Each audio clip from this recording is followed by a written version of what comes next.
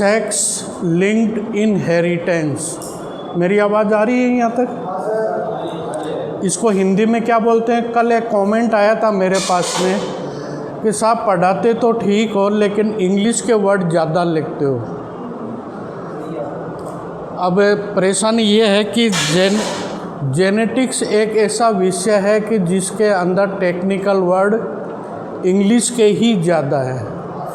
हिंदी के वर्ड ऐसे हैं कि जो आप कुछ चक्कर में खा जाओगे। अब ये आज का पार्ट है सेक्स लिंक्ड इनहेरिटेंस। इसको हिंदी में क्या बोलते हैं?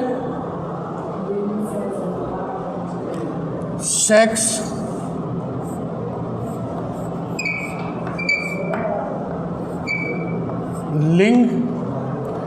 लिंक्ड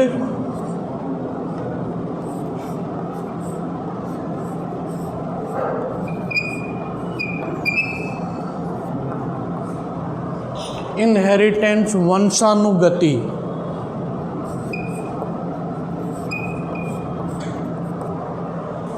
मतलब अपन ने अभी तक ये पढ़ा नर के अंदर एक्स व वाई क्रोमोजोम होते, मादा में एक्स व एक्स होते, इनको सेक्स क्रोमोजोम बोलते हैं। ठीक है।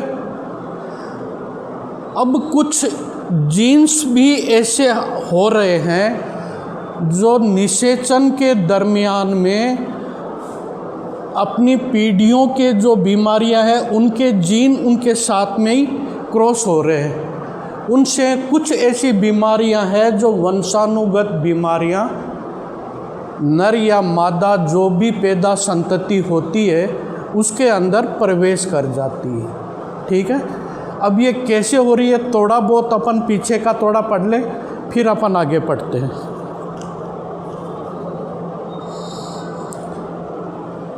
नर व मादा का निर्धारण कैसे होता है?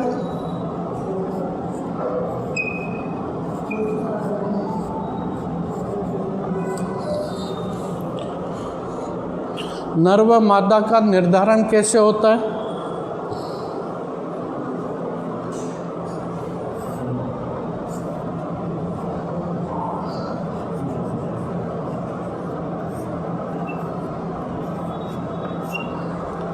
गैमीट्स में उपस्थित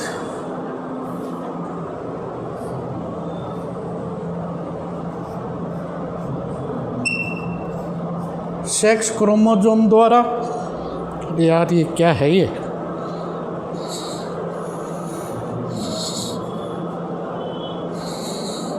फंसा दिया मेरे को तो यार।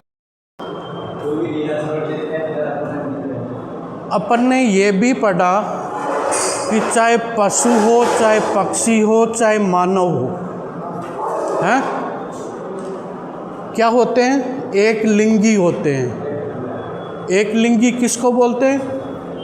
या तो नर होगा या मादा होगी। लेकिन आनुवंशिकी की दृष्टि से उनके शरीर की रचना व क्रियाकलाप दोनों में अलग अलग होगा। ठीक है। ये अपन ने पहले पढ़ चुके। अपन ने ये भी पढ़ा कि सेक्स क्रोमोसोम क्या होते हैं, जो लिंग को निर्धारण करते हैं। ये भी पढ़ा। गैमीट्स के अंदर जो उपस्थित एक्स और वाई क्रोमोसोम है इनके द्वारा ही संतति का निर्धारण होता है, या नर होगा या मादा होगी।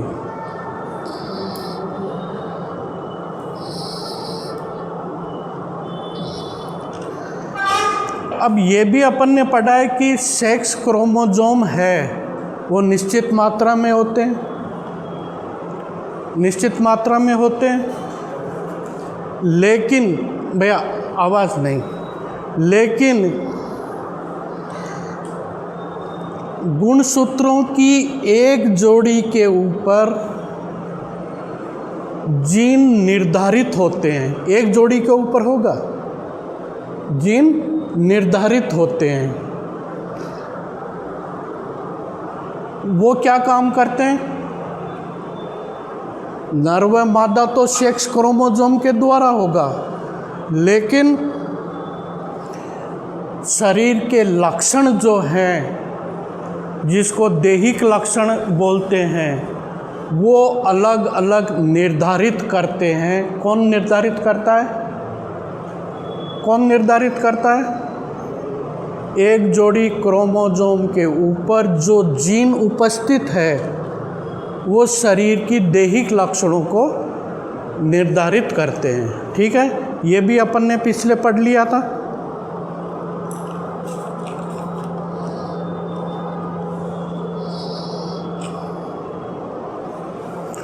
अपन ने ये भी पढ़ा था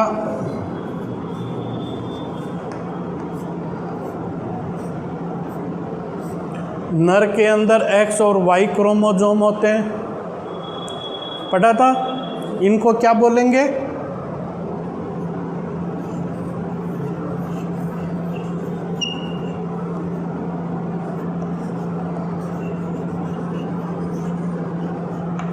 हेटेरोगैमेटिक, और एक वर्ड आता है होमोगैमेटिक।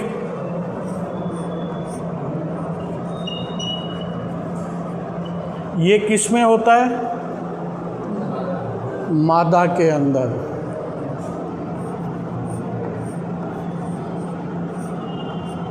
मतलब दोनों क्रोमोसोम सेम होते हैं। ये भी अपन ने पढ़ लिया था।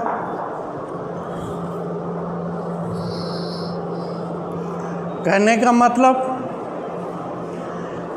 मादा के अंदर जो गैमीट्स बनते हैं वो एक ही प्रकार के बनते हैं, और नर के अंदर जो गैमीट बनते हैं वो दो प्रकार के बनते हैं, एक एक्स और एक वाई। ठीक है,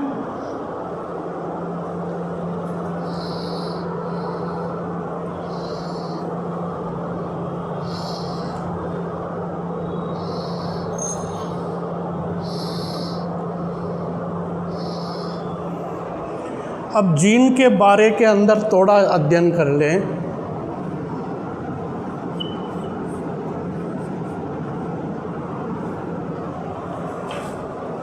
नर के अंदर गुणसूत्र X एक ही है,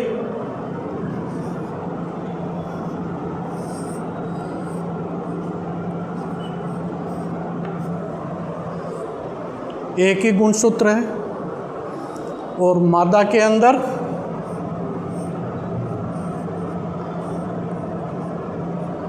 दो हैं। ठीक है, अब जीन जो अपना कार्य कैसे करेगा, ये आपको खास ध्यान रखने वाली चीज़ है। कैसे कार्य करेगा?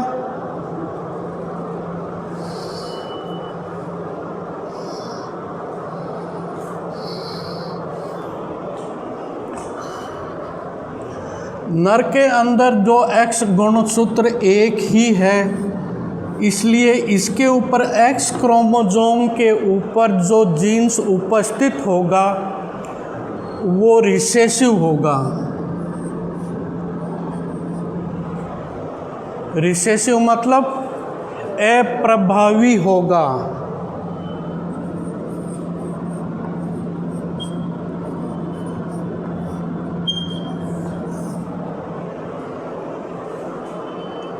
जबकि मादा के अंदर जो जीन है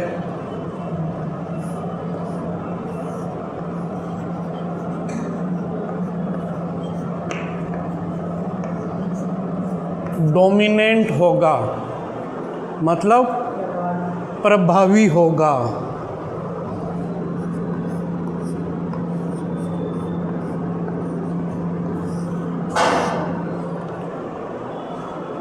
अब तक बिल्कुल क्लियर है, कोई प्रॉब्लम नहीं है।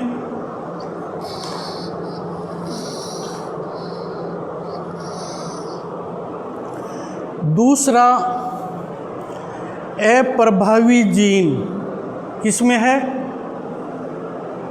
अप्रभावी जीन किसमें है?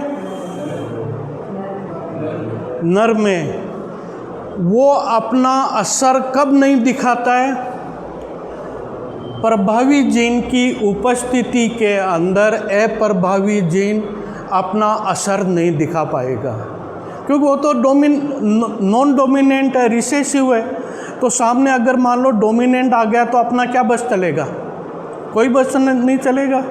तो नर का रिसेसिव जीन मादा के डोमिनेंट जीन की उपस्थिति में अपना असर नहीं दिखा पाता। ठीक है।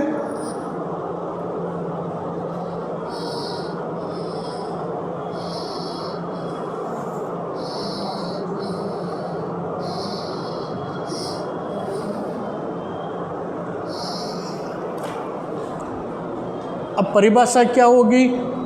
सेक्स लिंक की परिभाषा क्या होगी और इनहेरिटेंस की परिभाषा क्या हो जाएगी?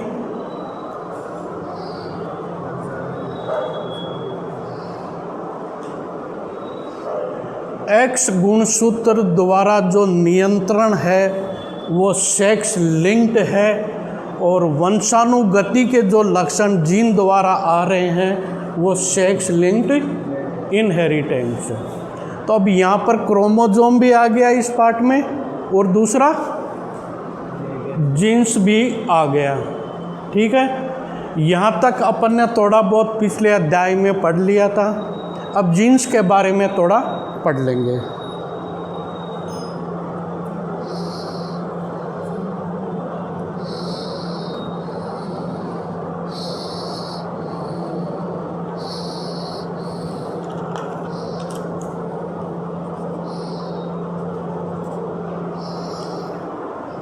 अब आपने देखा होगा, अरे उसको बुला लो, उसको भी थोड़ा पढ़ना था अभी। गौरव को बुला लो पीछे से।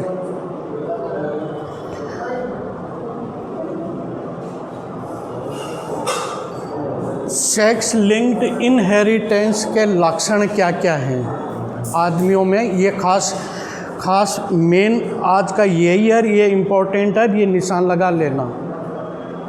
करीब 120 प्रकार के लक्षण होते हैं जीन्स इनहेरिटेंस के। किसमें? मनुष्यों के अंदर। लेकिन मेन जो लक्षण है, आपने देखा होगा कि माँ बाप के बाल तो बहुत बड़े बड़े हैं। बैठ जा। माँ बाप के बाल तो बहुत बड़े बड़े हैं, लेकिन कभी देखा होगा कि बच्चे के अंदर युवावस्था तक आते आते बिल्कुल गंजापन हो जाता है कि नहीं हो जाता है? अपन क्या मानते हैं? इस चीज़ की कमी है, उस चीज़ की कमी है, विटामिन ए की कमी है, वो कमी है, ये कमी है। ये कुछ हद तक कमी है, लेकिन ये जीन्स के कारण से है, इनहेरिटेंस के लक्षण है जो पीढ़ी दर पीढ़ी चलते आ रहे हैं। कईयों में देखा होगा चोट लग जाने के बाद में ब्लड बहता रहता है, और किसी के चोट लगी तुरंत ही बंद हो गया। एग्जाम्पल दे सकते हो इस चीज़ का? चोट लगने के बाद में, जिसको हीमोफीलिया बोलते हैं, ज़्यादा कहाँ पर है?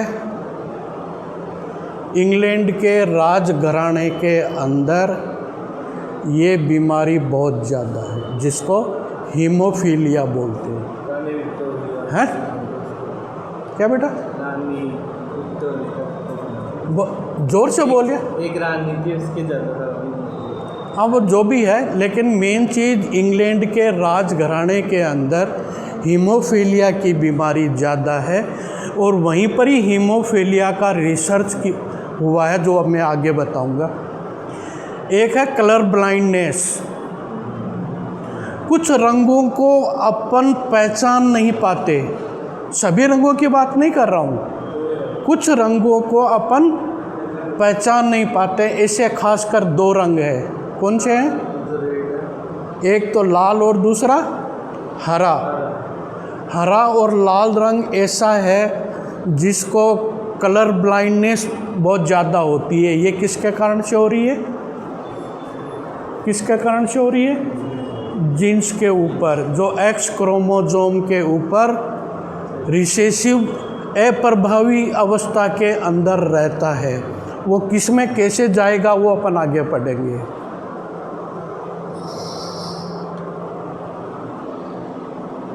कईयों के ऑप्टिक जो नर्व है वो डैमेज मिलती है बच्चों में। कईयों में जो जन्मते ही आपने देखा होगा कि हृदय का जो वाल है वो संकुचित रहता है बच्चों में। अरे वो तो यार ज़िंदगी के अंदर इस नई दुनिया के अंदर आया है तो आते ही उसको ऐसी क्या बीमारी हो गई जो हार्ट की है, जो यहाँ पर उसका हार्ट का जो मेटल वाल्व है वो संकुचित हो गया है। क्या माँ के गर्भ के अंदर ही ये बीमारी होगी? ये जब नर व मादा का लिंग निर्धारण हुआ है तो क्रोमोसोम के ऊपर उपस्थित जीन्स के कारण से ये चीज़ें हो रही हैं जो मैंने बोली।